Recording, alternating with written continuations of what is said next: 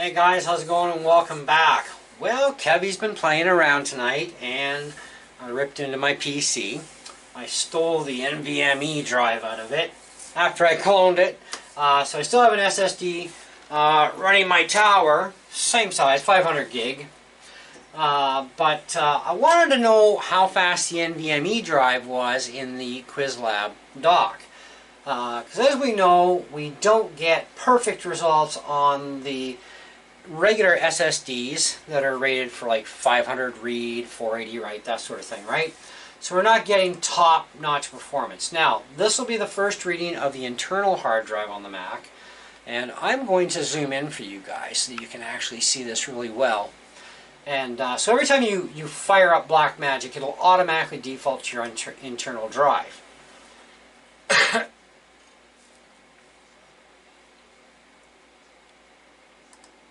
So we've got like almost 3,000 megabits per second read write, and we got all full check marks.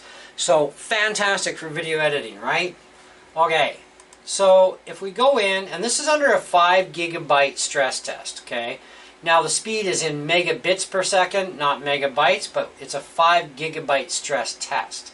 So let's select the next target drive. Now that's going to be our dock 960. Okay, now it's my external drive in the dock for my data and stuff, right? So let's do a test on it. Now we're going to do just the initial test. So we got 353.2, and we got about 349.9. Now, if we let this test continue to go, what's going to happen here? So this actually, we should let this one go right on. So let's redo this. So 347.6. I want it to fill up the other blocks here. 344.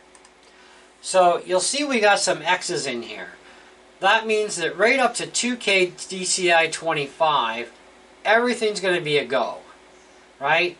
At 2160p 25 frames per second, so everything in ProRes 422HQ is going to be fine. Where we're going to have some stopping points here is at 2160p 30 on Cinema, and then of course we're going to be halted at 2K DCI 25 on the 10-bit 422, and then we're going to have some issues. So realistically, for going with an external drive for video editing, probably not a good solution, right? Especially with a regular SSD. Now what we want to do is test the Nvme. Now the Nvme drive I have in the dock is an XPG drive, Gaintrix, and it's 3,300 megabits per second read, 3,000 megabit per second write. Now I do know for a fact that on my PC, because it clips to my motherboard on my PC, which is the best spot, right? It's running really close to those speeds. Okay, like it does a really good trip. Okay, so what we want to find out is how well it's going to do out of the dock as that drive. Now it's completely formatted. It's formatted as Mac. I tried to leave the Windows OS on here because I just wanted to kind of like swap go and then put it back in, but it doesn't want to work because it's read-only. So it's kind of like, well, this kind of sucks. So I cloned the drive to my other SSD 500, which is a naked drive anyway. And I was able to reformat this one. And so now we're going to see what this kind of a drive gives us for speeds. Now keep in mind this dock is powered. So I'm not using it as an unpowered dock. I'm not that crazy. So we got 641.5 on the write speed.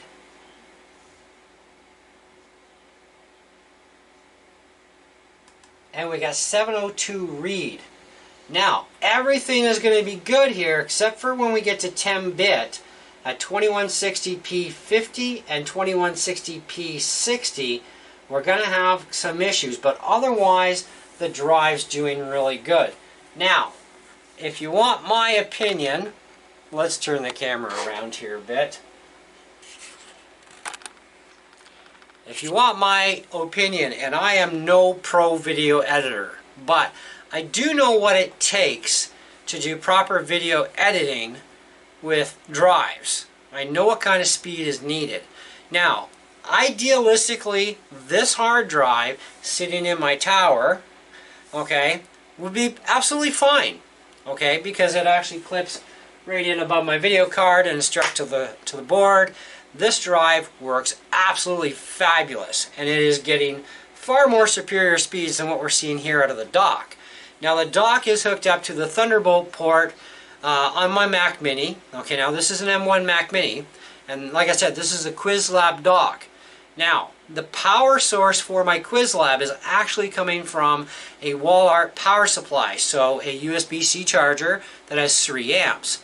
Now, I have enough amperage here that I can definitely drive the SSD drive in there. I can definitely drive that NVMe and all my front ports without running out of any kind of amperage. So we're really good in that sense. But our speeds we're getting are just shy. So if we're looking for a proper solution for video editing through a dock, okay, then we're going to have to be looking at something around probably a 5,000 or 6,000 read, and about the same type on the right side, about 5,000 or 6,000. Now XPG does have a NVMe Express drive, because this is NVMe PCI Express. They do have one that's over 7,000 megabits per second read and 6,000 plus megabits per second on the right side. Now, very inexpensive too. It's 185 Canadian. Now, the only problem is it won't fit in this dock because it's got a big heatsink on this drive, and it needs it because of the amount of speed. Now, even this one has a heatsink, and it doesn't quite sit perfectly flat with my plate that holds everything in place on that part of the drive. For some reason, it has just a slight rise up, but it does have a heat shield on it. Nowhere near, though, the size of that drive I just mentioned that's over 7,000. That sucker's like about yay thick. So you'd have to put that in a large external case and go to the Type-C port. Then, realistically, we should see enough extra speed boost.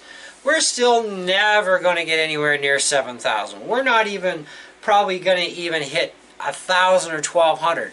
But all we need is probably about an extra 100 or 200 megabits per second on the read and write, and we would be just perfect with all the check marks in there, and that would be fine. This does kind of suck, though, when you think about it, though, because we're getting almost 3,000 megabits per second really easy on the internal SSD on the Mac Mini. But with our SSD drive and our NVMe drive, we're not seeing anywhere near their rated speeds. Not even close, in fact. But we are getting enough, though, that, you know, as long as we're not doing anything in 10-bit at 2160p 50 or 2160p 60, everything else would be fine, right? So that's not a big issue that way. Now, how this is going to react with 4K, 8K footage, that's kind of an unknown. But the internal drive on the Mac Mini would be more than enough for even 4 and 8K video editing. It's just that the externals probably aren't going to get you there, and that's the thing. So it's kind of a, you got to kind of decide. But I wanted to do this for you guys to show you what my results are like doing this. Now, I absolutely refuse to do these same tests with the dock being unpowered, because I know there's not enough amperage coming out of that bus on the Thunderbolt to run even one of those drives stable. Okay, I would definitely be risking my ports on my drive or on my computer, and I'm not willing to risk that for anybody. But with a powered dock, you do have that power if you have enough amperage. Now, the only other thing I could think of doing that might actually help it a little bit more, maybe, would be maybe a 4 amp power supply. So I am going to look around to see if I can find between a 4 and a 6 amp type power supply that's still a Type-C connection to it. I'll see what I can find on Amazon. And if I can find anything that's even 1 amp more, maybe that might be that little extra edge we need to creep over. And if I can find one, I'll order it in, and if it does work, of course, then I'll definitely show you guys whether it works or not. So maybe we still might be a little shy because we have some amperage there that we're just not quite pulling there. But I'm highly doubting it at this point. I'm really thinking that it definitely has to have a faster drive. Now, I've seen a lot of videos where guys are using NVMe drives on their docks, okay, and we're getting pretty much about the same results here. Now, what I'd like to do for one final thing, when it comes to this whole testing, we do get initial speeds, okay? Let me just zoom in really good here. Now, what I want to concentrate on are the meters, not so much the check marks this time. So we're going to quit this, and we're going to restart, because default restart right back to the internal drive. So 2794.7 and 2879.6. That's pretty respectable, right? Okay, so now we could just let this go for a couple of rounds, which is what I want to do. Let's just see how stable it stays, because stability is a big thing.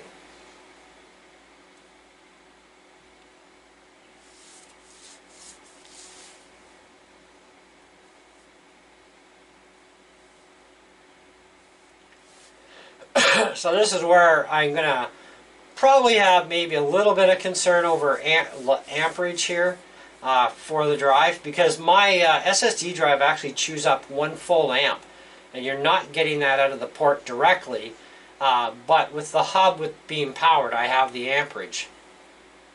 Okay, so this is staying relatively stable, so that's good. So what we want to do next is we want to go to our dock 960 drive, okay, that's our SSD, standard SSD, and we're going to let this test run a couple of rounds. Now this drive was rated for 500, 5-something read and 480 write. And it's pretty close on the first initial testing, right?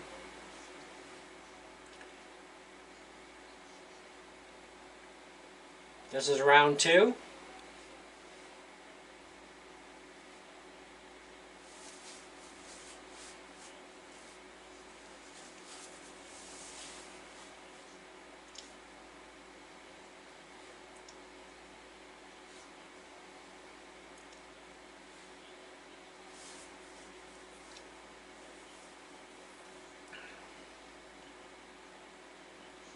This is actually faring really well.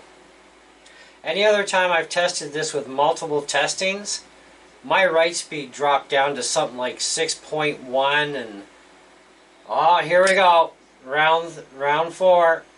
Okay, spoke too soon. So round 4, we're down to 6.3 megabits. Now it's starting to go a little bit, you know what I mean? And we're starting to pull some X's here. Okay, so that's definitely, we can see what's going on. Now, what we want to do is really give that SSD, or sorry, the NVMe a good run for its money. Now let's see what happens with it. Let's see how things change, if anything.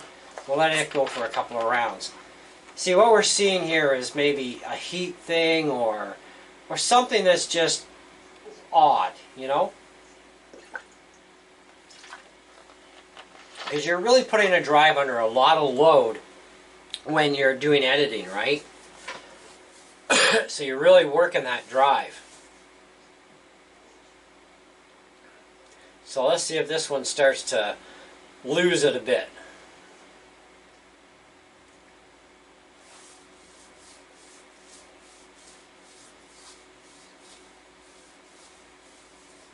.5057, not bad.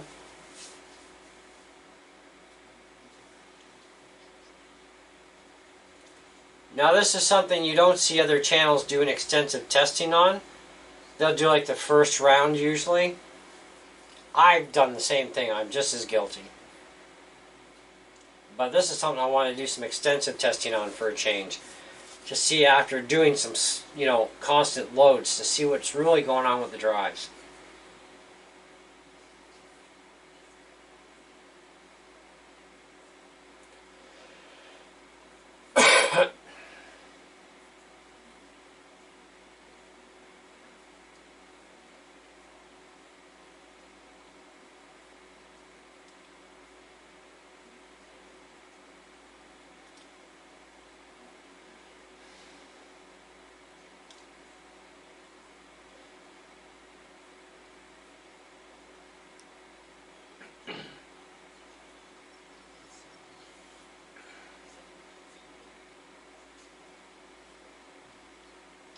So I think our NVMe drive is staying reasonably stable.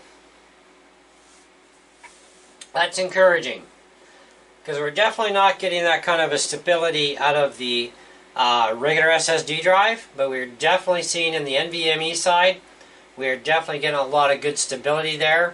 So that is actually a good thing. So, for those of you who wanted to know, now you know, SSD, NVMe, and a dock, how things are going to go for you. And yeah, I think as far as doing the whole 4K and 6.8K video editing thing, you're best to do that on the internal drive, which means, you know, if you bought yourself a base level M1 as an 8x256, you might want to consider ditching it and reordering and get yourself one with 16 gigs of RAM and probably even a terabyte or 2 terabyte drive in it, because you really need that internal bus speed on the drive to do proper, you know, preferably glitch free editing in any level that you want to do. Okay, but this NVMe is definitely going to take you up there pretty good, you know, at least into the 2K range for the majority of it. And like I said, it may take us a little bit into the 4K range. You don't want to drop frames, you know, and if your drive can't keep up when you're, you know, doing all this stuff, I mean, that's not a good thing. So, you know, either get something that's, you know, get yourself a Mac that's got a big enough internal drive that definitely 3,000 megabits per second is definitely going to keep up. Okay, no problem, even with 8K stuff. Or you're going to have to get yourself an external drive case, Type-C busting on it, really superior fast drive. Like we're talking 7,000 megabit per second read-write type drive into its own external casing, and you're going to have to also make sure it's a powered case because you cannot hook these drives direct on because they have so much of an amperage draw. Your bus on your Thunderbolt does not have the amperage, nor does the Type A ports have the amperage available on, well, any Mac to run that kind of a horsepower drive direct. But, you know, in the dock here, this Qwiizlab, if you use the external power supply, you know, 3-4 amps, you're definitely going to have a lot of power. But I'd say probably a 4 amp power supply might be what does the trick. And it would give us a little bit probably more speed. But we are going to find that out for you either way, as long as I can find a power supply that I need. So after this video is over, I'm going to go on Amazon and see what I can find. But anyways, thanks so much for hanging out and watching this video. I hope you really enjoyed it and got a lot out of it. I was glad I was able to do this. Now, I was planning on putting an NVMe drive in this anyways. I was actually going to go for a terabyte and then upgrade this one to a terabyte with the 7,000 drive. Now I can order the 7,000 drive for this one, so it'll be 7,000 megabit per second. And yeah, at least, you know, I can just clamp it in there away I go. But as far as my dock goes, I think I'm going to leave the 500 NVMe, so now I don't even have to buy another drive. So my total storage now is half a terabyte on the internal, because that's all I could afford, you know, and still get my other toys. I got 960 gigs here on the SSD, and then my NVMe is a 512. I really don't think I'm going to need any more space for a good long time. I got lots. So anyways, thanks so much. I hope you enjoyed it again. If you haven't subscribed, please do so, and then smash the bell for notifications. So when I upload new content, you'll be notified. Until next time, though, see ya.